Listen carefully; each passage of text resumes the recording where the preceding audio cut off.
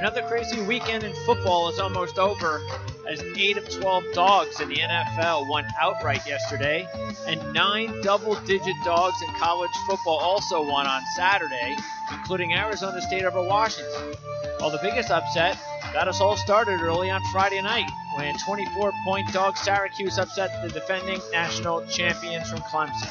We'll go over the top headlines from the weekend, including a fantasy report with Jamal Murphy, and also special guest Matthew Stevens joins us to talk Ravens football so we can try and explain what's going on with Joe Flacco in Baltimore as the OFN on PSN starts now.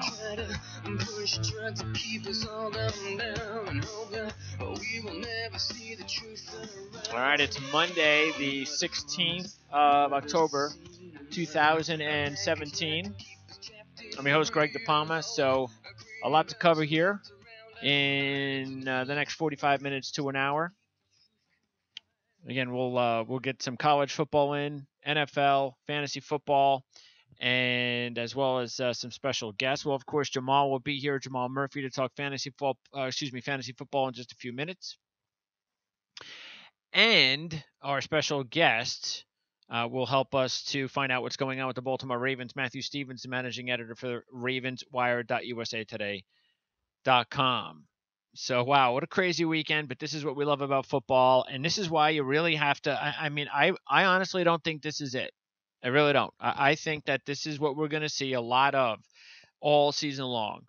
We can't see – these upsets don't happen early in the season, the first few weeks, because we really don't know who's good and who's bad. But once you at least get through the first month and you're into almost through that second month and you're nearly at the midway point, you kind of start developing a feel for who you think is good and who you think is not so good. So then all of a sudden you start thinking, well, this team's this much better, that team's that much better. And teams that get on a nice little run, Chiefs, Clemson, you're thinking, wow, look at this, they're dominant. And then they have a bad day. And sometimes you can look and you can find weaknesses. And you can say, well, wait a second. I think it's possible that they didn't do too well because, well, you know what? Maybe they're not as good as we think. Even though, of course, Clemson did have a situation, an injury at quarterback, which definitely can explain what happened to them. But you just never know. Look at Kansas City, too. They had injuries. I'm definitely willing to say, okay, Tyreek Hill, big punt return, sets him up, final drive, but then he's out for the game. And they already, they can say what they want about Travis Kelce, but it's obvious he wasn't 100%. And you already have one of your starting receivers out for the season. You have a few other injuries on the team. We don't really need to go over Eric Berry because he's been out all season. But this is a team that just kind of maybe hit some sort of a wall. And that's going to happen. You know what happens when you lose in the NFL? If you're undefeated? Nothing. You just lose a game. You get over it. Next week comes, you get after them. Actually, you know what even happens the next week if you lose in the NFL? Nothing. You just get right back into it, and you try to keep winning because it's a long season. But that's not the case in college football. And that's the reason why college football has a big problem. Because when you lose in college football, you have pretty much put yourself now in the corner. Because you can't lose again. 2 lost teams in college football, even though there are 4 spots open in the playoff structure, it's going to be hard. Not impossible, but it's going to be really hard. Because there are going to be so many other teams with 2 losses. So there's not that many really good teams from the Power 5 schools with 1 loss, or of course, undefeated, you're in. You have 1 loss, well, all right, you got a few of those. But once you get to 2, well, then you got some of the 1-loss teams that maybe they're not, well, I don't know, are they really better? Like we dealt with that last year with Penn State, Ohio State. And did the team with 1 more loss deserve to get to the playoffs last year? Of course they did, but they didn't. And that's the reason why you can't lose more than a game. Because you're basically allowing the committees to screw you, which they will. And you take a look right now at the poll, and of course Alabama's up top. What else is new? But let's take a look now, and we have, hey, who's number 2? Our pick all season long to win the national championship, Penn State. Yes, go Penn State. And then 3 and 5 in the poll were 2 of our most recent future picks, our sleeper picks, Georgia at 3 and Wisconsin at 5. So we're feeling pretty good. We have Penn State, Georgia, Wisconsin. Now, remember, we also talked about how it's actually good if you have a team that you really like and they lose, because Clemson had been such a big favorite the last few weeks. The loss is going to bring their championship odds down a little bit, and I like that. That's good, because I look, okay, they lost Syracuse, but we've said that the last few weeks. Remember last year with Pittsburgh, they've shown the ability that when they get in these games sometimes against inferior competition, they sometimes it's not there. And, I think you get that with this team particularly, even though the injury definitely, I don't know if they lose without Bryant going down, but they would have struggled no matter what. That game would have been a 4-quarter game anyway. But that's what happens sometimes when you really don't have an explosive offense. Like the Clemson's offense this year is just not explosive. When you're really more of a defensive team, you're now relying on your defense sometimes too much. And if your offense maybe turns the ball over, or let's just say your defense actually has an off week, because look, Clemson's defense is so good that they shouldn't have even given up what they did against Syracuse. That's still really? They should have almost shut them out. That's how much superior talent Clemson's defense has over Syracuse's offense. But that's what it is. It's college football. It's football. You can lose a game, as we see all the time. To expect these kids, especially the kids, they're kids, to expect them to be mentally tough every single week for every single game when they've got to study. They've got a personal life. They got girlfriends. And, hey, they're walking around campus. They're feeling good about themselves. They're undefeated. Everything's great. We're the best. Oh, yeah, we're 28-point favorites, 24-point favorites. You can't keep getting up week in and week out. You can't do it. That's why there's such a thing called getting up, you're mentally going to be more prepared to play this team. You're psyched to play this team. I'm going to go all out this week. Well, why is that? Because on other weeks, you're not as up. And that's what happens to every team. They always have a bad week. The question is when you have the bad weeks, and usually there's more than one bad week. Usually there's a few. Question is how many times when you're not playing at your best can you escape? And usually you can escape most of them. One, sometimes maybe you don't. All right? And Clemson didn't. Now you look at Alabama, and they got to be feeling real good about themselves, with the exception of the fact that the toughest game, and we've said this for weeks, is going to be the SEC championship game when they play Georgia. Because they can go undefeated. See Alabama, because of their credibility, they can go undefeated, lose to Georgia in the SEC championship game, and still make the playoffs. The committee. So that's why it's going to be very, very important for some of these other teams like TCU. They're not, right now they're in the driver's seat in the Big 12 as the only undefeated team. But do we really think they're going to go undefeated? No. Now Oklahoma's 9 and Oklahoma State's 10, so they still have 3 teams in the Big 12 in the top 10. So that's good, as long as one remains at least with only one loss. And Clemson is still in good shape. They're the best team in the ACC. I know Miami doesn't have a loss. All right, maybe they play in the ACC championship game, but does anybody really think Miami will beat Clemson in the ACC championship game? I don't think anybody does right now, with the exception of the fact that Miami's pulling out these really nice wins, and maybe there's something going on there. Listening to me, how much we respect Mark Richt, and we believe that he is going to change this program for the better real fast, real soon. They're going to be back to being a power school, but they're ahead of themselves right now. And Ohio State, this Ohio State thing is annoying, because I know what's going on here. Okay, we saw this last year. What happens is they lose, and then they just destroy all these bad teams, and Urban Meyer just runs up the score, and Barnett goes out there and he has all these big stats and 7 touchdowns and 500 yards and 300 yards rushing, and he does all these things that actually get people to talk about, oh my goodness, well, this guy's really good. And then when they step up and play the top teams, he doesn't do anything. He's not very good. But they bought it last year, the committee. They bought it, hook, line, and sinker. And Ohio State showed their true colors when they got whipped in the playoffs last year. There's no difference this year. Are they a very good program? Of course they are. But I'm sorry, you don't lose at home to the only team that's worth anything. And, okay, we're just going to go ahead and put you into the playoffs. You've done all you need to do. No, there's still a lot of work for Ohio State. And you take a look at their schedule, and the Buckeyes right now have their next game. Actually, really, all their tough games are coming up. I mean, for Penn State, I don't know who put Penn State's schedule together to have to play Michigan and Ohio State back-to-back. And then on the third game, they got to go to Michigan State on the road. See, that's really tough for Penn State. They're going to have to try to figure out a way to make sure that the one team they beat, see, they're not going to have any problem with Michigan. All right, so Michigan's not even a problem.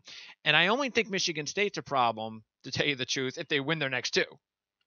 Because then it's just asking for trouble. If you win those 2, Michigan, Ohio State back-to-back, and then you got to go to Michigan State on the third one, which is the second of a back-to-back on the road.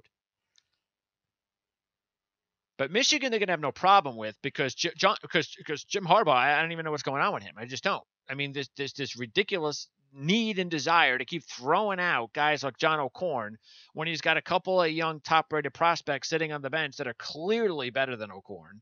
But, hey, they don't look as good in practice, and they're not veterans, so I'm going to keep going with O'Korn. And they almost lost to Indiana.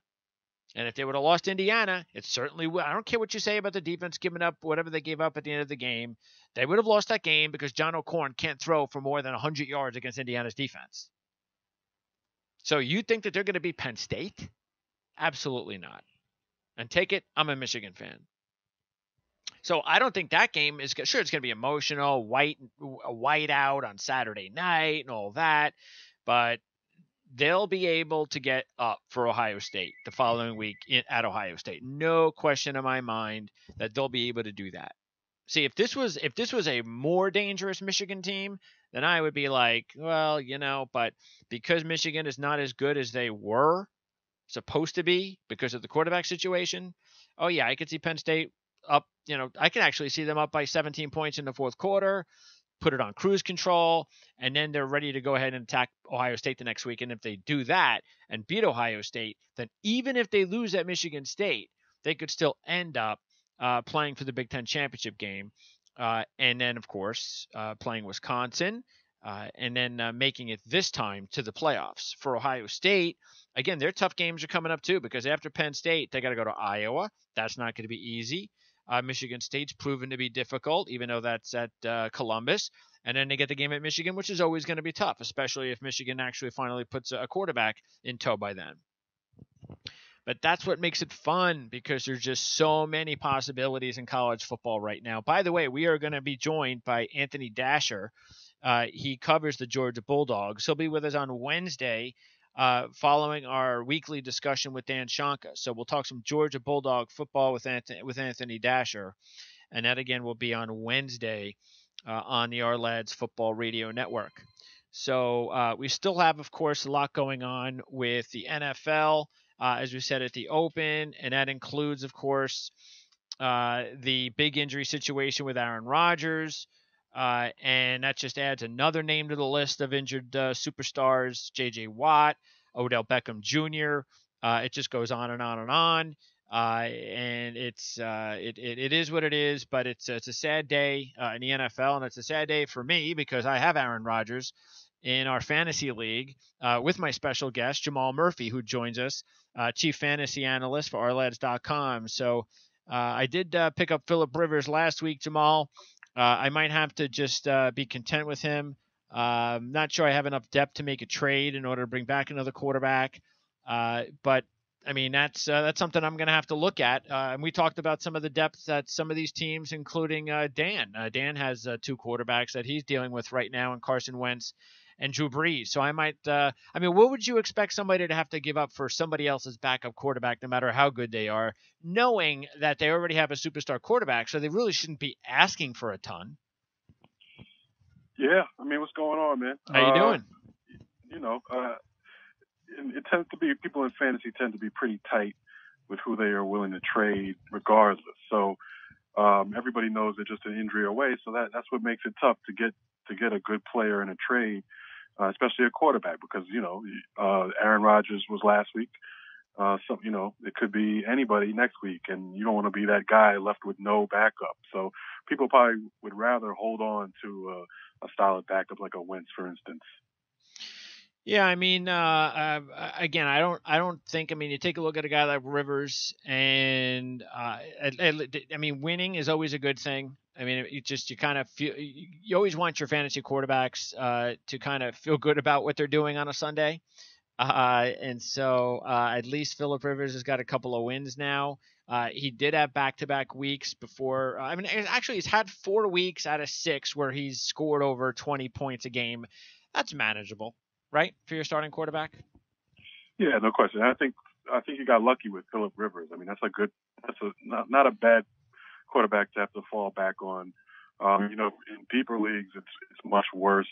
I mean, guys you're talking about would be McCown and Keenum and stuff like that. Wow. So, Rivers is not a bad deal. Yeah. So with Aaron Rodgers now out for the season, so what are the what other possibilities are there then? I mean, of course, they're going to replace him with Hundley at least for a little while. I Right. tell you what, when I see what Deshaun Watson's done, and even from what I got to tell you, I mean, for what I've seen from Trubisky, and he's only been playing a couple of games, he's a rookie. I expected more from Hundley. I really did. I mean, I thought he was going to play a little bit better than that. He just didn't look good at all to me. I mean, maybe a week of preparation will do him good. And I'm willing to give him the benefit of the doubt for a week, but I didn't see anything from him. I expected, with the time that he spent with this team and with this quarterback and with McCarthy and in the system for a couple of years now, I expected a little bit more on Sunday. Yeah, I mean, it's a tough situation. I'm sure no matter what, how he was preparing or whatever, you'd never expect, especially a guy like Aaron Rodgers, he pretty much probably thought that, he had Sundays off and he was never going to see any time. And then all of a sudden, horrific injury occurs and he's out there. I thought he looked pretty good physically. I mean, he looked like he could throw the ball. I mean, he tried to seem confident out there. That first pick was, was a deflection basically. But you're right. I mean, I think he ended up with like a 38 QB rating. That's not going to cut it. Hopefully, and I'm pretty sure he'll be much better in the next week. Fantasy wise, obviously you can't depend on Hundley. You got to go to guys who've already played, like I mentioned. Maybe if you can. I lost you there, Jamal. Are you there? You don't hear me? Nope, yeah, I can hear you now. Yeah, so I mean, like I said, Goff, Dalton, Taylor. If your league is not too deep, maybe those are guys you look at. Well, Eli is available right now. Unfortunately, of course, you can't go to him because of the receivers are all gone. Maybe to add depth just in case, you could think about, like, if you get lucky in a couple of weeks, depending on who your backup is right now, maybe you pick up, just to add depth, Sam Bradford, and hope that in a couple of weeks, if he comes back and looks like the guy he was in the first week, and you still need a quarterback in a couple of weeks, then it's not the worst idea in the world. Because if you're really still searching for a quarterback, you just might as well throw a few on the bench and until you figure out you got the right guy. And in our league, looking at the guys that are probably the best ones that are available, Bradford would be the best one, but he's hurt right now, so that would be the big thing there. And then Brissett goes tonight, so we'll find out what happens with him. I mean, I guess the other thing is you could, if you feel confident, like let's say Brissett plays well tonight, and you're thinking, okay, well maybe it's not the worst idea in the world. Let's see who he's playing in the upcoming next couple of weeks. Maybe you could also find out if Luck is still available. And if Luck is still available, maybe you could pick Brissett up and Luck. Yeah, I mean, if Luck is still available, you thank your lucky stars and you run to the waiver wire and get him right away. And Brissett, he's playing decently. He has probably another week or two as a starter. But it's a tough situation. I mean, Aaron Rodgers goes down on your team. It's almost like real life. It is. It's going to be a tough road though. Yeah. And also, as far as a bunch of other injuries to talk about. I haven't heard anything over the last few hours though. But I mean, we've Sanders had an ankle injury in Denver. Golden Tate for Detroit's got a shoulder injury. Tyreek Hill had the concussion that kept him out of the last series. Leonard Fournette had the knee injury. And isn't that interesting? Because we talked about on Sunday morning show, and that's our new time every week, Sunday morning for the fantasy show, and that is whether or not if you have Leonard Fournette, you should go after Chris Ivory. And so that's definitely. I mean, look, if and nobody's saying anything's wrong with Fournette this week, but I think this would be a good wake up call that if you do have Leonard Fournette, you should go after Chris Ivory as a backup. Yeah, no question, especially the way Ivory's playing. He looks good out there. They're using him in the passing game, even with Fournette in the mix. They're saying Fournette should play next week, that it wasn't as bad as it initially looked. So that's good news there.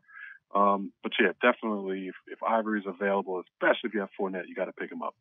And I'm sure there are a lot of fantasy owners out there that are thinking they're lucky stars that Adrian Peterson was available last week after the trade to Arizona. I guess the only question is, and we talked about it on Sunday morning, was whether you start him in his first game.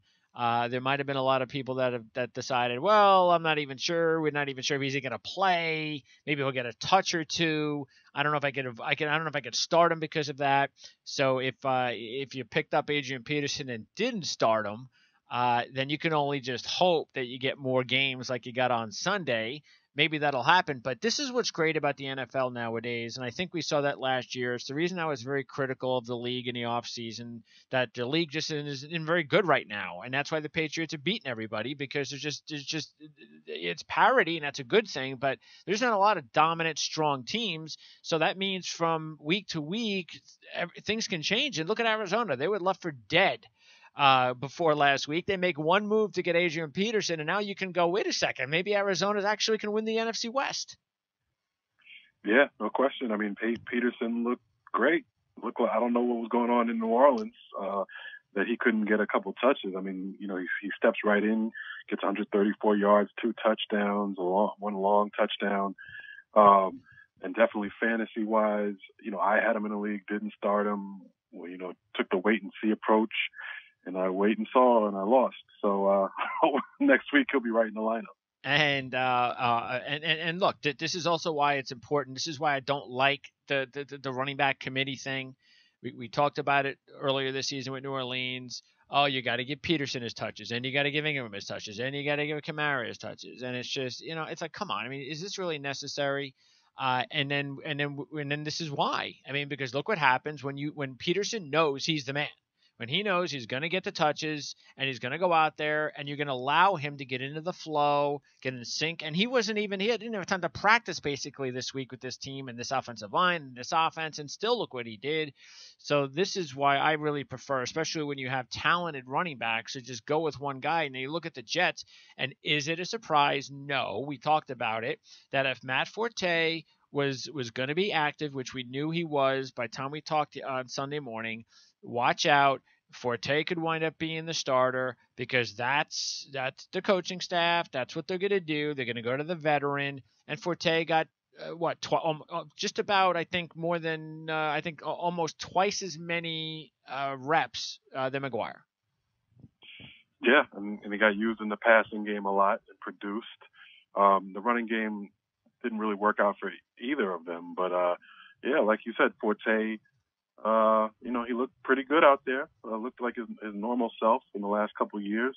He says the toe feels good, so it really just mucks up, the Jets' running game when Bilal Powell comes back. But it shows you that Forte does have some value. Yeah, and he's just, he might or might not. And in my other league, I took him. No, I don't have him in our league, and I know he's available in our league. But again, yeah, the only problem is you don't know when Powell's coming back, but no reason not to pick him up.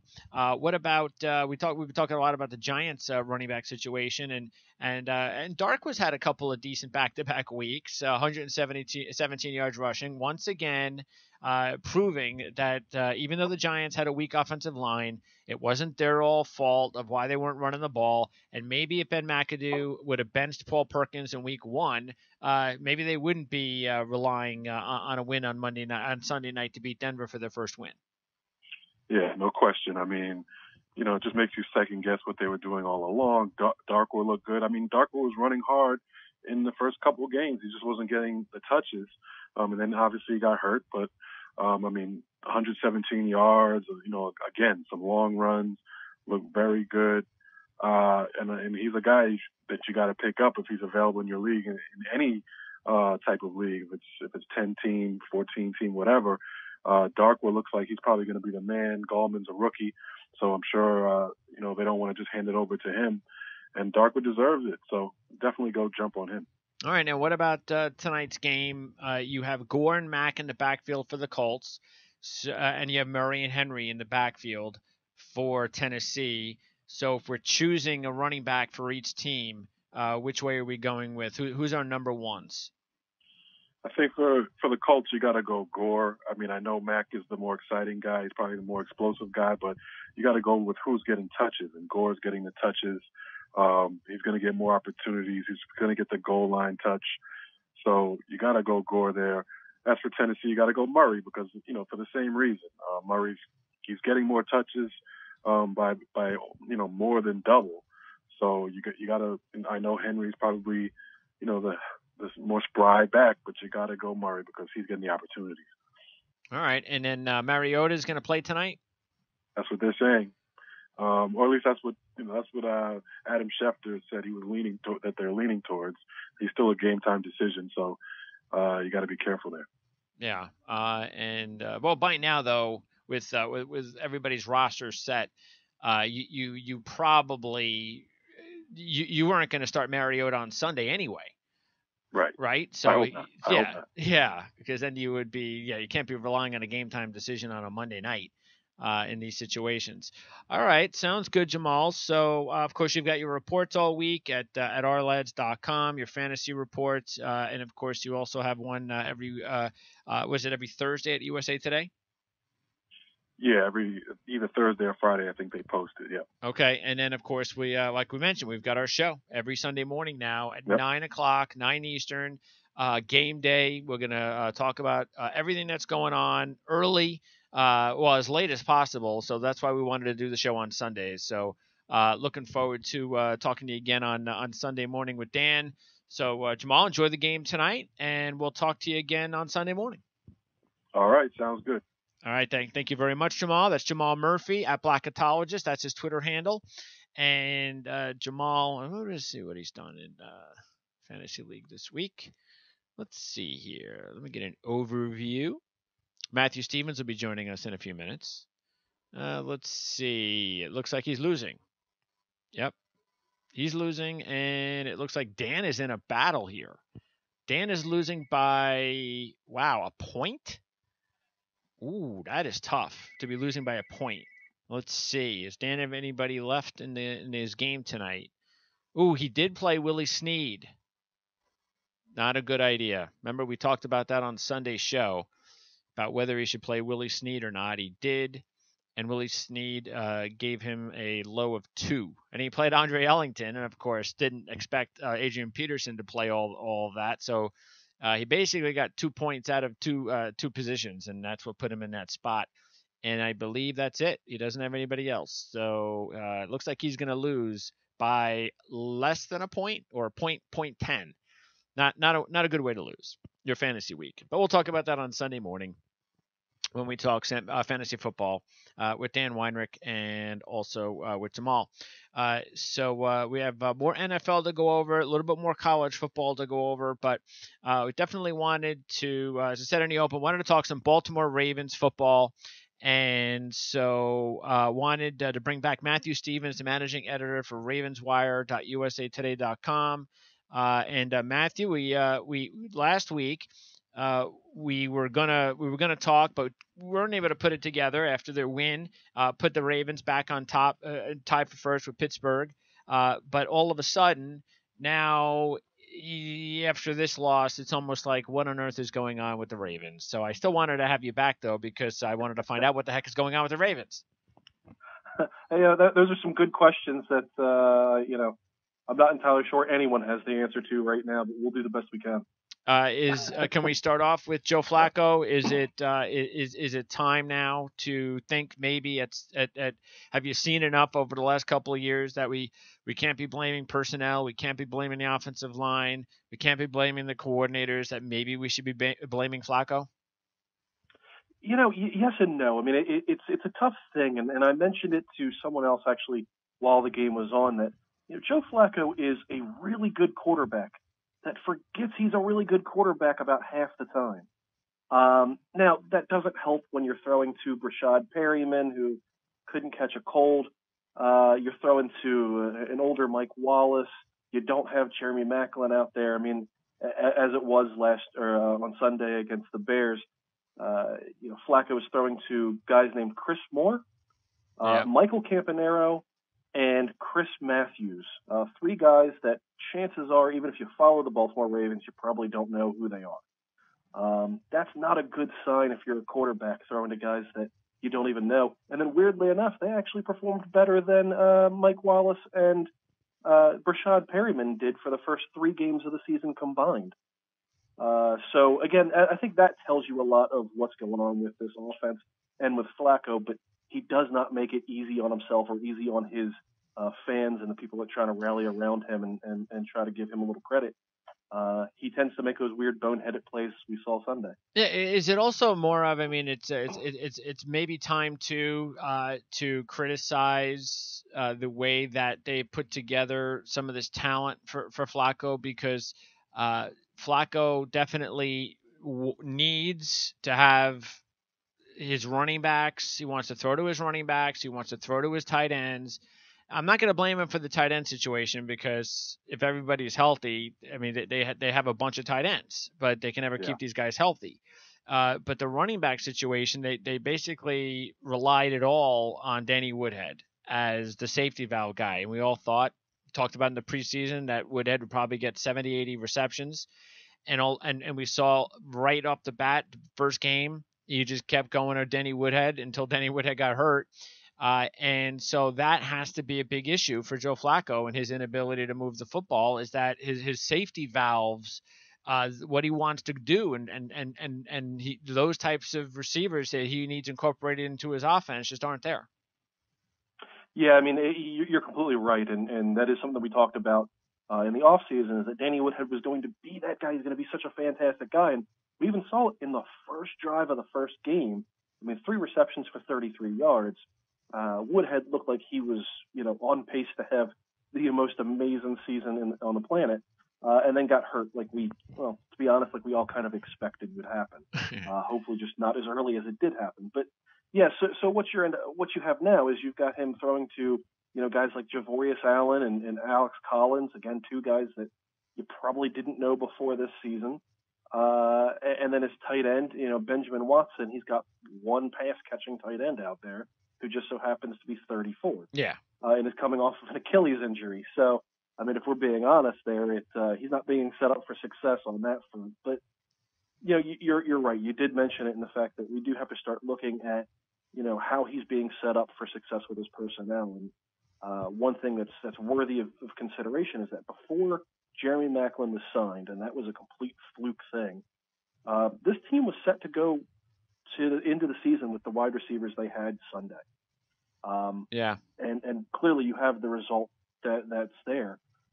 So at some point you have to look at, Ozzie Newsome, the general manager, and as much credit as he gets for selecting guys like Jonathan Ogden and Ray Lewis and Ed Reed and, C.J. Mosley now and guys like that. You look back at his track record, and it's surprisingly bare on the offensive side of the ball. And as a former Hall of Fame tight end, you'd figure he would know, guys how to catch the ball. But he's never actually hit on anybody, and it's kind of costing Flacco his prime, to be honest. What about the coaching staff? Because I mean, this is Harbaugh is a good coach, and there's got to be something. I mean, there's got to be some disappointment there from the fan base to not see this team performing better. Are they going to look for another offensive coordinator anytime soon? I mean, it seems like they fire their offensive coordinator every year during the season. Maybe one of these years they'll get it right. Why is that also a problem? I mean, is that a problem with working with Harbaugh? I mean, you would think that would be a good situation for a coordinator to want to work with a good coaching staff and a good organization. Kind of surprising that they haven't been able to find somebody to fit. Not that I'm going to put all the blame on the coordinator situation, but I don't know how the fans are taking it. Well, I mean, the fans at this point want everyone gone. And that includes Harbaugh, that includes Ozzie Newsome. I mean, really? as happens with everybody, loss, but even Harbaugh and Newsome. Yeah, absolutely. Even Harbaugh and Newsome. Fans are. I mean, they're sick of the same thing that we've seen every single season, and like you mentioned, I mean, it seems like Baltimore fires an offensive coordinator every single year, and to be honest, that's actually not far off. I believe now they're on their 5th offensive coordinator in 8 years, and they held on to Cam Cameron for what felt like forever, despite him actually needing to be fired at the time. So, at some point, as an owner of a team, you look at your coach and you go, okay, you've had 5 chances to choose the guy you wanted. How is this not working? Are you just bad at evaluating talent? Or are you bad at getting, good guys to come work with you? Or is there something else there? You stop blaming the offensive coordinators and you start blaming the guy that can't get a good one, if that's constantly the problem. And I think, it also goes as well with the injuries. We keep hearing every single year there's injuries, and that's fair. I mean, they're as of before this season started, they were at 58 injuries or players on injured reserve over the last 3 years. They have another 18 now. So right now we're at 76 over 4 years, and that number doesn't seem like it's going to, stop going up this season, based on the way things are looking. So, at what point do you go, okay, well, 1 year's an anomaly. That happens. Yeah, sure. That sucks.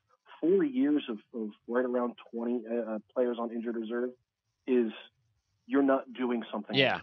Something's wrong, and you gotta, again, you can only blame it on the practice field, which they changed. You can only blame it on the strength and conditioning coach, which they changed so many times before that keeps going higher up the level.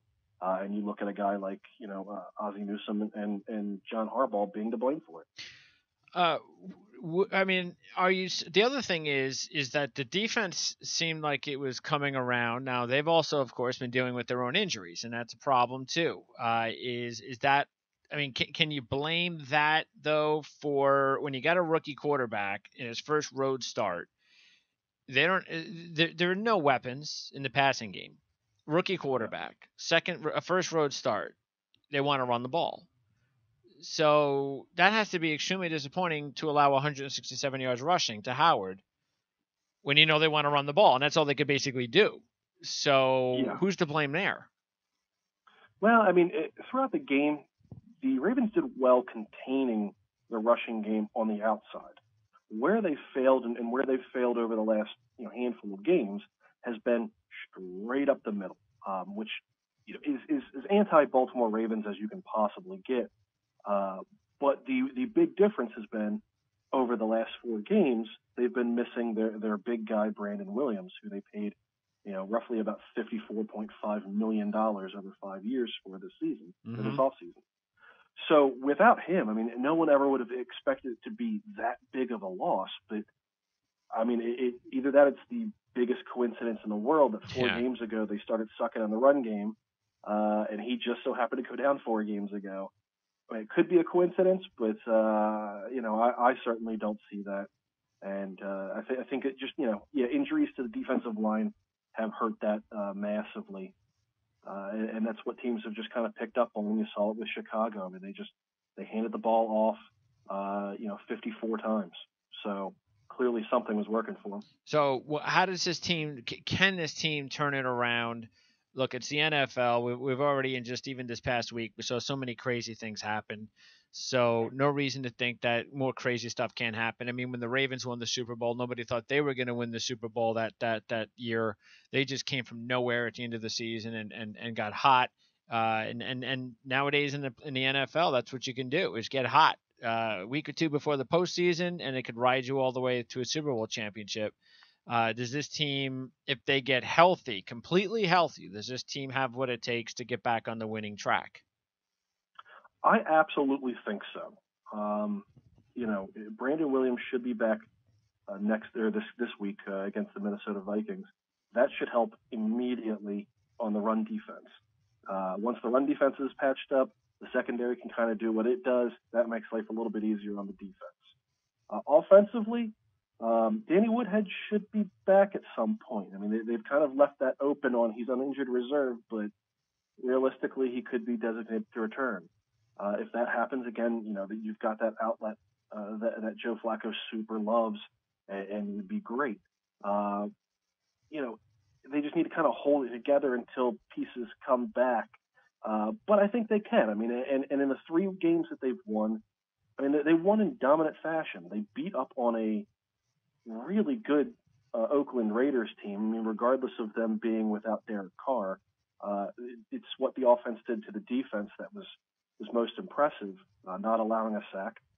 And they beat up on both Ohio teams pretty bad. So any team that can go ahead and do that to another team is capable of winning any game.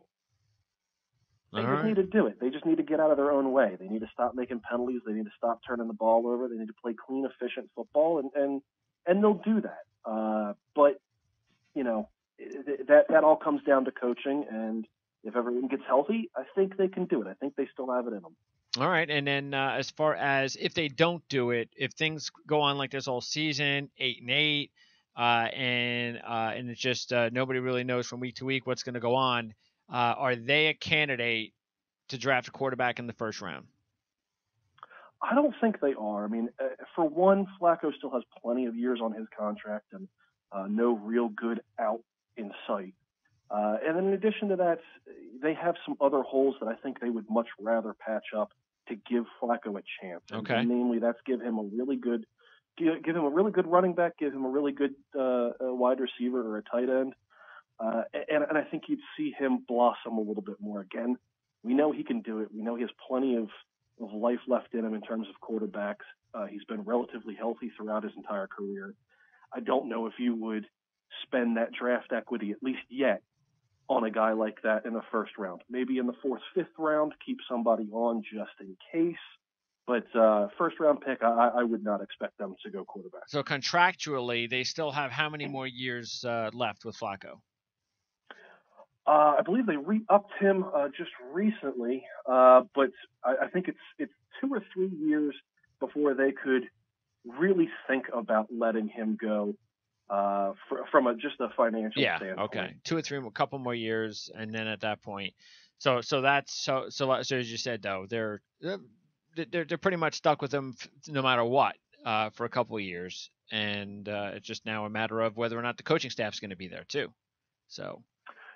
Exactly, and yeah, I mean the quickest out they could have is 2020, and that would still give them a decent hefty amount of roughly about $8 million cap hit for that season, which isn't awful, but again, when it comes to quarterbacks and especially with this team in the past, I don't think they're going to be that quick to jump into trying to find another quarterback after how many years it took them to find Flacco in the first place. All right. Well, we'll see if they can get healthy. Otherwise, I mean, it looks like Pittsburgh is clearly the team to beat at this point. Even though, again, it's just a week-to-week thing in the NFL. Clearly, can be for a week. So it's not like the Steelers' offense has looked all that great yet either. And believe it or not, I think we're all kind of shocked that they're winning with defense. More than anything. So it's a long season. When do the Ravens play the Steelers for the last time? They pick them up toward the end of the season, and I believe that is a primetime game as well. One of the good ones in Pittsburgh. All right. Well, still a ways to go. We'll find out. We'll see if the Ravens can hang with Pittsburgh long enough that that game can mean something. But who knows? In another month, we'll talk again, and by then, we'll see exactly where the Ravens stand. In the meanwhile, Ravens fans can go to ravenswire.usatoday.com. Is that right, Matthew? That is completely correct.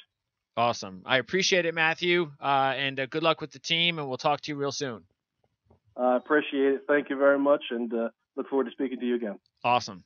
All right, that's Matthew Stevens, managing editor for ravenswire.usatoday.com for Ravens fans. So, we had Jeff Hartman on last week talking Pittsburgh Steelers football. That doesn't mean we're going to go talking the Bengals next week. But you know what? You can't count out the Bengals in the North either. I think the one reason that we can easily sometimes we like to dismiss the Bengals because it's like the same old Marvin Lewis and all that. But look, Eiferd's out now for the season, so you can't count on anything there. The receivers, the young receivers, unless Ross gets healthy and develops, it's the same old. I mean, they're not getting anything there, so it's kind of AJ Green and all right, they got LaFell, but they don't have enough depth there. So if you can shut down AJ Green, then you better get something out of the running game, which you do have Mixon. So maybe he can come along, but then you take a look at the offensive line, and the offensive line is not having a good season. The young tackles have not come through that they hoped would have had a nice season with letting Whitworth go. So there's still and then of course with Dalton. So you just there's so many questions. And you got to deal with Perfect and Pac-Man Jones, and so there's enough issues with Cincinnati where you go, I just don't want to think that they can do it, but they do have talent. And in this division, the way it's played out at this point, anything is possible. Until Pittsburgh starts playing better offensively. And that means the passing game. And you know what? A lot of it has to do with the fact that Ben Roethlisberger keeping the chains moving on offense had a lot to do with him going to Heath Miller. And there's no Heath Miller. They have not been able to replace Heath Miller. They went out there with Vance McDonald, and he's terrible, which is the reason that the Niners gave up on him. So they can't, Jesse James doesn't spread anybody. And he doesn't come up with clutch catches. He's just, the only thing he's there for is if he's wide open because nobody's paying attention to him.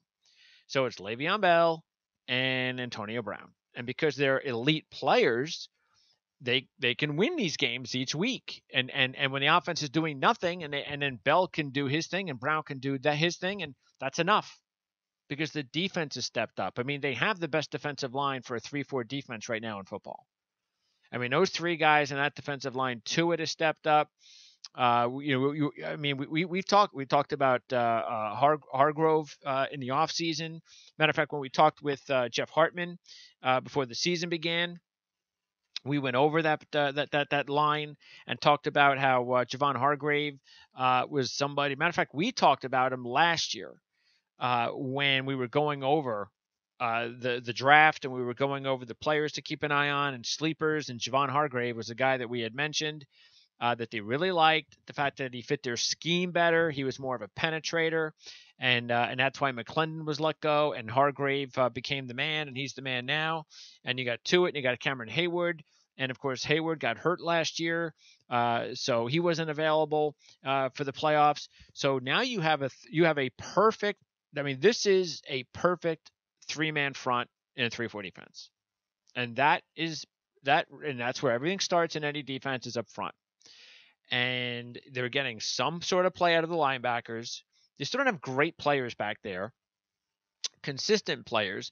But when you can throw out, Shazier and TJ Watt's a fine young player, and they got to, you have to deal with some inconsistency, of course, with Bud Dupree, and James Harrison's 80 years old, and it's still kind of the secondary. It's got some young players, and they're probably better than they were young talent wise. They are than a few years ago. So you can kind of see that, especially as the year goes on, the younger players they get more experience, and they can keep that front wall healthy the rest of the season. This Pittsburgh Steelers defense is going to be like this whole season. And there's no reason to think that they are not going to be even better because the younger players that they have in the back seven will get more reps and they will be better. It's whether or not that Steeler offense can do enough to get them over the top. Because when you take a look at the NFL right now, And it is, especially this past week with all the upsets, you don't know seriously because look, the Patriots, I'm sorry, but the Patriots do not win the Super Bowl every year. All right, now the reason why we all figured that the Patriots would be almost a lock to win it again this year, especially if the odds told you that, was because they were so much better than everybody last year. The fact that they could hand Atlanta a 21-point lead in the Super Bowl and still come back and win. The fact that you just look around the league this year. Just look, if the Patriots were playing this year the way they were playing last year, it would be, that's exactly what we would be saying. It's over. Because look at all the inconsistency in the NFL. These teams, there's all their flaws in all these teams. So that's why teams that can have an Antonio Brown and Le'Veon Bell on it are going to wind up better than other teams because you have a couple of superstars. Some teams are lucky to have one superstar. But is that enough to win a championship? Well, it could be. I don't think it's. I mean, sure, Pittsburgh, whatever. They might be one of the top 3 or 4 teams in Vegas to win the Super Bowl, but I'm not going there. Because they haven't deserved that. Now, can they win the Super Bowl? Of course they can. But do I think Pittsburgh has any better of a chance to win the Super Bowl than, say, the Philadelphia Eagles? Nope. So this is just going to be, it's about figuring it out. And I got to tell you, that's what I love about it. I love it that I can have an opportunity now to try and figure this out. And not just go, oh, the Patriots. Because I'm telling you right now, I do not think the Patriots are winning the Super Bowl this year. I really don't. I mean, I saw enough even on Sunday to know that. I mean, the Jets probably should have beaten them. And they have Josh McCown, a quarterback. So this is just, the defense is not very good. All right, and maybe they get a couple of guys back from injury, but I don't know. All right, we'll see. But I don't see it. I'm sorry. I just don't. And again, the same reason I said with Pittsburgh applies to New England. Because can they win it? Sure. But the odds of them now winning it when they are now more like every other team, that's different. Especially because they've won it so many times. It's like, well, the law of averages tell you that if you're now going to put them in the pot with everybody else and you just mix the pot together and you're just going to go out and grab a team and it's going to be New England, I'm sorry, but the odds aren't with them. Now, they're clearly the best team in the AFC East. I know that. And right now, Pittsburgh is clearly the best team in the AFC North. But yes, I had Matthew on because I've seen enough of Baltimore over the last 5 or 6 years to know that you don't know from them. Now, if they had guys besides Yonda being the only guy, but they had other guys that were not coming back, especially on offense, I'd go, forget it. There's no chance. But the fact that they get guys back healthy, you don't know about Baltimore. But I do know this. You stick them on the side for a few more weeks, and you don't even trust them. But forget Cincinnati. They ain't winning a Super Bowl. I don't care what they do. So in the South, hey, I feel still good about Houston. Why wouldn't I feel good about Houston? And I know they lost J.J. Watt. But if you take a look at every team in the NFL, they all lose players. Now, you don't want to lose a superstar. But I'd rather lose J.J. Watt on Houston and have Deshaun Watson than lose Aaron Rodgers on Green Bay. Because Green Bay's done. They're toast. And we've talked about this with Mike McCarthy and the Packers for years. That Mike McCarthy is a product of Aaron Rodgers and nothing more. And all you have to do is look at how this team plays when Aaron Rodgers isn't around. Remember, a few years ago when Rodgers was hurt, the year that they had Matt Flynn, and he kept starting, Tolzien? He kept starting him when he had Matt Flynn. And I talked on this network about how I couldn't believe it. What is he doing? He's wasting games. You got to get Flynn in there. He's not a great player, but he's perfect for this system, for this team. He's clearly better. And then finally he puts Flynn in, and Flynn pretty much saved the season at that time for him. But the bottom line is that they're like, remember the Colts? We keep talking about this, about what happened to the Colts when Peyton Manning was injured his last year in Indianapolis. they went from being a borderline playoff team in the beginning of the season to a team that couldn't win a game. And that's what basically the Packers are when there's no Aaron Rodgers. And if Hundley doesn't play better than he played, now look, the Vikings are a good defensive team and it's a road game, so I'm willing to give the kid a break. But I am sorry, from what I saw in that game, he has a long way to go. Now, he might be able to figure it out this week because I actually expected him to play better. So maybe he will play. Maybe he will play better. Now, look, I know the Saints gave up a ton of points, and I know some people might go, "Oh, the Saints gave a ton of points. Oh, that's just like the Saints." But that game was that game. They had shut down the Lions when they had whatever a 30-point lead, and the game was basically over. All right, and then Detroit gets into it, and that's what happens in those games. But the Saints are definitely playing better defensively than anybody thought they would, which is the reason that we felt that they were a good sleeper team in the beginning of the season, and we still like them. I don't care about how that game turned out. Fact is that if Hundley can have a good game against the Saints defense, it's a decent test because it's not like the Denver Broncos, of course, but it's also not like the Patriots. So I'd rather have the Saints defense. So it's at least okay. Let's see what we got here. I mean, they've looked better defensively, so this is some sort of it's a decent test. You got to try to match Drew Brees, because do we expect the Packers to stop the Saints offense? We don't think so. Not the way the Packers defense has played the last few years. But I'm sorry. I mean, this is just going to show us once and for all where Mike McCarthy is and how good of a coach he is, because I just don't think he's anything other than Aaron Rodgers. So forget the Packers. They're not winning the Super Bowl. And the Vikings are not winning a Super Bowl unless Sam Bradford gets healthy or Teddy Bridgewater. Now, nobody knows what to make of Teddy Bridgewater when he's ready to come back. But they're not winning a Super Bowl with Case Keenum. They don't have the team because Dalvin Cook's not there. And I know McKinnon has looked good and he deserves a lot of credit, but he's not a difference maker like Dalvin Cook. So I just, unless Sam Bradford gets going or Teddy Bridgewater comes back, Minnesota is not even, you can't think of them as a Super Bowl team. But, okay, you think maybe, sort of like Baltimore, okay, maybe if they do this or do that, get this guy back, okay, we'll put him on the side. I'm not talking about putting him on the side. They're not going to win. Of course, they'll win some games, but I'm talking about a Super Bowl team. And forget about Detroit. I mean, Detroit is Matthew Stafford is not completely healthy, but now with Tate out, look, I've said this before. I said this at the beginning of the season. Another team that needs a coach. I mean,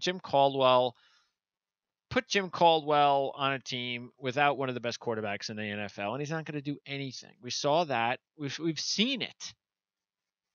All right. I don't even know how I don't even know how he has this chance.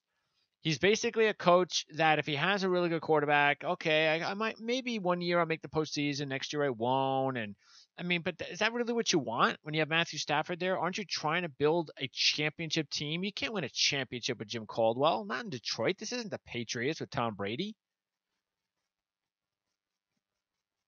Not this year's Patriots.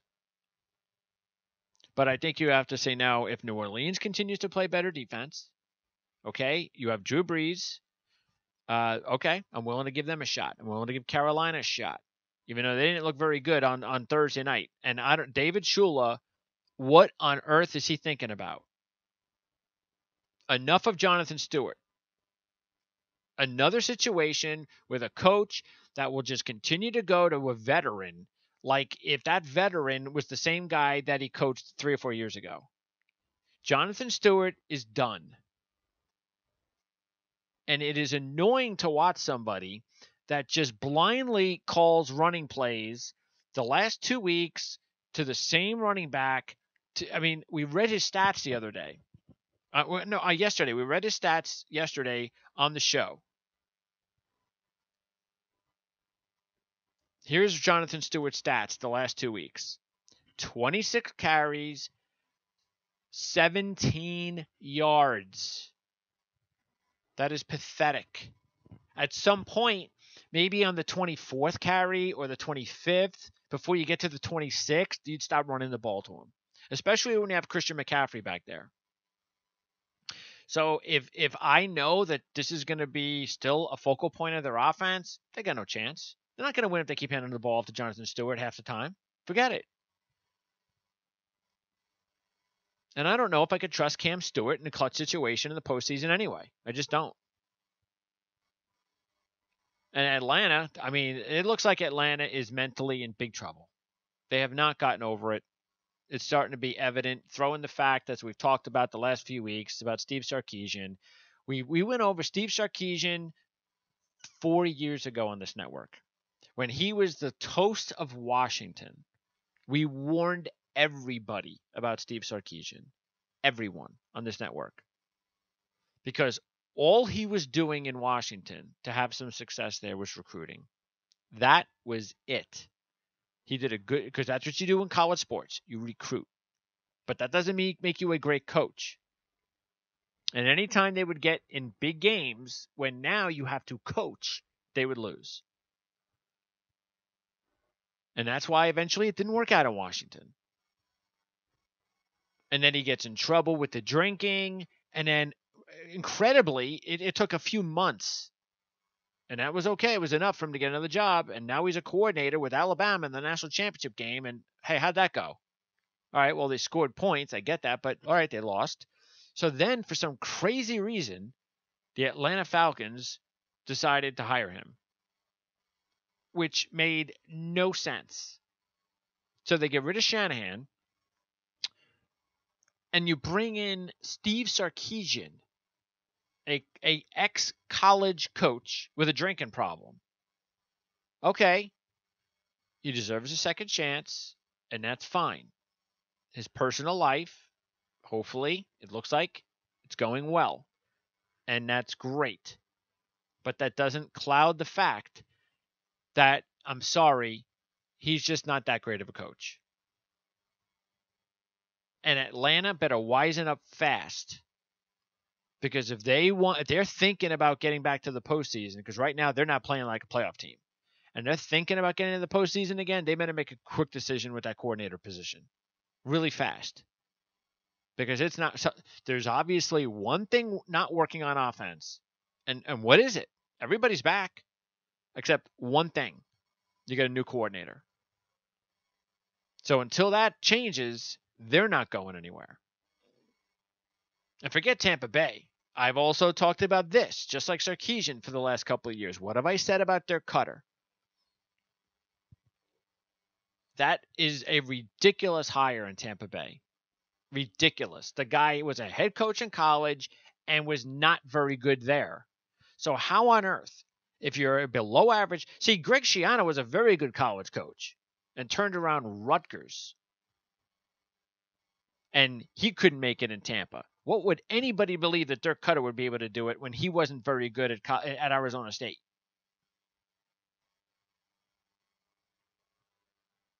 I mean, Dirk Cutter, his teams at Arizona State, every game was like 51-49. And he barely won more than he lost. And he's an NFL head coach?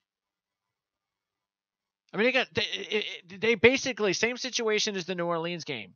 That game was a blowout. Until it was, okay, foot off the pedal, foot off the gas. Forget Tampa Bay. With Dirk Cutter, no chance to win the Super Bowl. And I'm sorry, I mean, I don't see how Seattle's going to get any better unless they make a move. Unless they make a trade for Dwayne Brown. I don't know, maybe they do bring in Brandon Albert. Maybe they make a trade for Joe Thomas. That's a possibility. I'll give that to them. That happens, maybe they shoot right to the top. Because if they could actually contain the opposition on an offensive line, they got a shot because they have a very good defense. They got a great quarterback. They have everything they need, basically, because they could actually run the ball if they had an offensive line. So I'm willing to hold out once again for Seattle, too. And we know the Rams ain't winning a Super Bowl this year. But all of a sudden, I got to tell you, Arizona's biggest problem, two things, the offensive line and the running game with David Johnson out. And we were also looking about the depth issues at receiver, but now John Brown's back. Now you have Adrian Peterson. The offensive line gets healthy. If they get healthy, maybe they make a trade. I mean, just imagine if Arizona made a deal and brought in another offensive lineman. So, and then in the NFC East, look, Washington, Maybe they have what it takes to make the postseason. Maybe they don't. But the Eagles proved on Thursday they're the class of the NFC East. The Eagles were our pick in the beginning of the season in the NFC East, and at this point they proved it. It's the first real game that they proved all season that they are legitimate. They went out there and they played a terrific game. Now, do they have the defense yet? That's a problem too, but every team has issues. They have major issues in the secondary. And will that be able to hold up in the postseason against the great quarterbacks? I don't know. They get Darby back at some point. That'll help. Maybe they make a trade for somebody in the secondary. But the Eagles now are definitely in the running. Forget the Cowboys. There's just too many issues there. So I would say you got the Eagles are for real. I'm willing to put Minnesota on hold. Carolina, I don't know, but they're in the equation. I put New Orleans in the equation. Atlanta's on hold. Seattle's definitely in the picture, but okay, we got to wait. And Arizona now is in the mix. And in the AFC, Kansas City proved that they're not invincible. And you know what they also did? They reminded me why there's always that second guessing in your brain when you think that the Chiefs are going to win a championship because of Andy Reid. Because Andy Reid he makes those kind of moves all the time. This ridiculousness that some of these coaches, and sometimes they get away with it and sometimes they don't. And when they don't get away with it, then they're open to the criticism because I'm sorry, but when he went for it on fourth down, when they're down 2 scores, I was like, what are you doing? There's no reason for that. Take the 3, put the pressure on the opposition. Now you're only down a score. There was a long enough period of time left in that game, and he goes for it.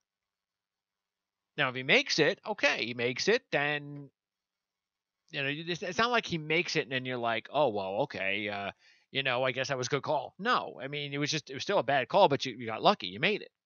And it happens. But that was not the right call. And it cost him. It was part of the problem that cost his opportunity to win the game. And even with the injuries and as bad as they played, the good news is Pittsburgh needed a fluke pass play to put him away.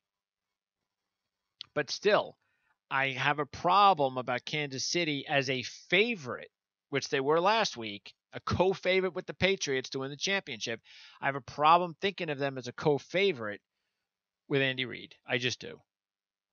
And even Alex Smith, and I'm thinking the postseason, because what I saw on Sunday is what I've seen from the Chiefs the last several years, is they can look great for 8 straight weeks sometimes, and they look like the best team in football, and they get in a big spot in the postseason, and then they look like that.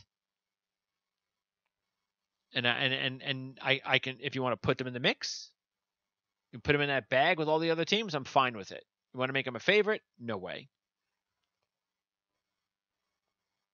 And the Raiders, I got no idea what's going on all of a sudden with Jack Del Rio. Something is off in Oakland. I don't know what it is, but something's off. How do you go for it on 4th and 2 at the 45 yard line of the Chargers when in the fourth quarter, when you're winning the game? Are you insane? That is even worse than what Andy Reid did because you had the lead. I cannot believe he went for it. Especially because it wasn't like the offense had done anything all season. They haven't done anything since week 2. So I don't know what's going on there in Oakland. They have the talent, and I'm willing to put them on the side. Maybe they get hot at some point. But right now, something's off. You can say Amari Cooper this and Derek Carr that, but now it's Jack Del Rio this. I don't know what's going on there. I forget Denver. See, Denver proved last night why there's no way Denver's winning another Super Bowl with their situation at quarterback. There's just no way. You can do that. We've talked about this before, that once every 10 years in the NFL, you can win a Super Bowl championship with a really good defense. And it's usually have to be an all-timer. Tampa Bay Bucks, Chicago Bears, and Denver Broncos. You have these teams that don't have to have this great quarterback play because Peyton Manning was awful that year, but the defense rode them and they stole the game and won the Super Bowl. Okay, it's not happening again. And the fact that they lost to the Giants the way the Giants have been playing just proved it because they're not dynamic enough offensively, just like we talked about with Clemson. They're not dynamic offensively, and this is what's going to happen. And when you have Trevor Siemian at quarterback, who is not, I'm sorry, but he's not a starting quarterback on a successful NFL team. He's a backup. Now, all right, if there's not if the quarterbacks aren't very good in the NFL, which a lot of times they're not, all right, maybe he's the 25th starting quarterback in the NFL. All right, but that's really what he is right now. But you know how really dominant everything has to be working for you. Your defense has to be the best. Your running game has to be the best, and then maybe you get the home games in the playoffs, and then again you get catch the breaks in the Super Bowl. Is that going to happen again in 4 years? I'm sorry, it's not. So no, sorry, but I'm not including Denver. But Houston, yes, because Deshaun Watson is special. You know how I feel about him by now. By the way, I do like the Colts tonight. I do. I know Mariota is going to play, but I like the Colts. I think they're getting 8. Like them. I like them to actually, you know what? I think it's worth a money line play to win the game. I think they're a plus 260, something like that. Maybe a 3-1 dog. So I again, the Colts, as you know, were a sleeper pick from just like the Saints in the beginning of the season as a long shot team. I thought that maybe they could hover around 500 long enough to get Andrew Luck back, and they might be able to do that. Now they may have to win tonight's game, but I think they can do it. I really do. You know what I think about Mike Mularkey? I think that they're capable of beating Mularkey and the Titans. I know they're a different team with Mariota. And they're a better. They should be a better team than the Colts tonight with Mariota, and I get that. But I think the way this weekend's gone, roll dogs. Why wouldn't you take the dog tonight? Now I don't think the Colts are going to win the Super Bowl because I don't know when Andrew Luck's coming back. But I would definitely, just like the Saints, I would put the Colts, on the side as one of these long shot little sleeper teams. Still, just in case, we'll see. We'll see what happens with them because I've said it all season and in the off season they've gotten better on defense, so they've improved there, and if they can get Luck going, okay. But right now, yeah, we'll just kind of put them on the side. They're a long shot for a reason, and that's where we'll keep them right now. But forget Tennessee; they ain't winning no Super Bowl. So in the AFC, you got Pittsburgh, you have the Patriots, you have Houston, and you have Kansas City. I think it's pretty cut and dry with those 4 teams for as far as the top Super Bowl contenders. And since Kansas City, Pittsburgh, and New England are all like 3 of the top favorites to win the Super Bowl, why wouldn't you pick Houston? Not to pick them to win it, but why wouldn't you say, okay, if I'm going to invest in any team to win the Super Bowl, I'll invest in Houston? Why wouldn't you? What more proof do you need about Deshaun Watson that I have been preaching since last year? You don't need any more proof. And I know it's Cleveland. I get it. But now they're going to a bye. He'll have more time to get accustomed to playing with this team and being a pro and all that. But that is a great long shot pick. But this is what's fun about the NFL, because we can look around the NFL now with the Patriots not playing all that great and go, look at all these possibilities. And as far as college, there'll be some. I'm hoping there'll be some better games this weekend, because the last couple of weeks there really haven't been great matchups. Just taking a look quickly, let's see what we have here. We have Louisville, Florida State, which is really not a good matchup anymore. We would have thought by now that would have been a great one. That's not going to be a good matchup with those two teams playing the way they're playing. The old days, Tennessee, Alabama would have been a good matchup, but that's not going to be a good one. By the way, how about my Khalil Tate pick with Arizona? That one was really nice. Tate's been absolutely phenomenal the last 2 weeks. and they're playing on the road this week. Now, Arizona State came up with the win. We had them. We hit them on our money line. So, and as we said, we thought Wilkins. We had talked about Wilkins playing better for Arizona State, and that was the reason why Arizona State and Arizona were both. There was a lot of optimism, and there should be, and now even more than ever. But we talked about the optimism that should be going on in Arizona with those two schools the last week. And now it's even better with Tate playing the way he is for Arizona, and Arizona State beating Washington. By the way, Arizona State is an 8.5. What are they? Yeah, they're an 8.5 point dog at Utah. So interesting. Central Florida is at Navy. That's a big AAC matchup. And let's see, Oklahoma is at Kansas State. Let's see if they get Ertz back. Let's see, Michigan, Penn State. I guess that's one of the big games. But as I mentioned at the Open, Michigan is just dreadful right now with the quarterback situation. So Penn State should beat them up. I don't think there's any question that game is going to be ugly unless they turn to. It's probably going to have to take an injury. USC and Notre Dame could be a good one just because of the tradition, and both teams are not out of it. If you look at it, if you take a look at the polls right now. USC is ranked 11th and Notre Dame's 13th. So they're not out of it. I definitely like Notre Dame, though, as long as Wimbush plays. Because USC, it's clear right now that Clay Helton's in over his head. USC is definitely not ready. And Sam Darnold is not ready. This team is just, look, sorry, but what's the one theme? They've got talent, but they're just, there's something missing there. And I think it's what's going on at coaching. They just don't have that. So I think Notre Dame is the play. That's a really good Saturday night game. And by the way, Arizona's at Cal this week. Cal coming up the big upset against Washington State. And let's see. And then any other games of note? No, not really. You got Fresno State at San Diego State. All of a sudden, we talked about Jeff Tedford last week.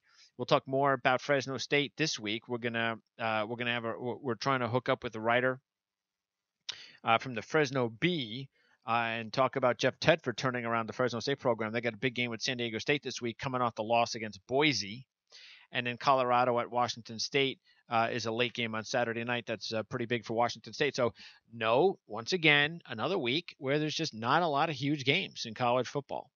So. Anyway, but I'll still watch, and if there's going to be as many crazy upsets as there were this week, and as we said at the Open, I do believe there will be. I think we're seeing the very beginning of a lot of upsets all season long in the NFL and college football, so it's going to be fun. We'll be here to cover it all season long on the Ourlads Football Network. So we definitely hope to have you back and following us all season as well. And we want to thank Matthew Stevens for joining us. Matthew, of course, is the managing editor at ravenswire.usatoday.com. Also, Jamal Murphy, the OFN chief fantasy analyst. We'll talk to Jamal on Sunday morning at 9 o'clock with the Fantasy Football Show on game days. That's every Sunday morning at 9 o'clock now. Also, don't forget to check out our on-demand shows on YouTube or iTunes and the Prime Sports Network. You can go to Ourlads.com for the best depth charts in both the NFL and college football. Don't forget to follow us on Twitter at PrimeSN.